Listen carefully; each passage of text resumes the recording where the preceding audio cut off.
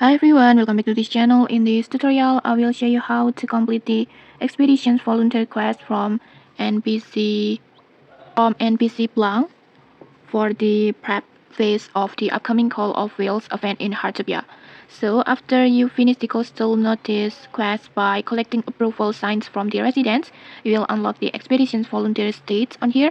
But in here you need to talk to Annie and Atara to accept the quest. You can just click the link in the description to watch the tutorial about to unlock this Expeditions Volunteer sign up. And then after that, after you unlock this quest, you will need to complete the quest from different town residents, and there are 9 quests in total. And for this tutorial, we will focus on Blanc's quest. And okay, let's get started. First, just track the Blanc locations, this one, and then next, just go meet him. You can just follow the guide on here, and then after that, just talk to him. Tap on Expeditions Quest, and then just tap on Leave It to Me.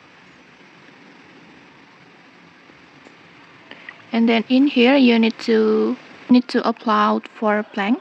You can just use the upload actions. Let's just take a look.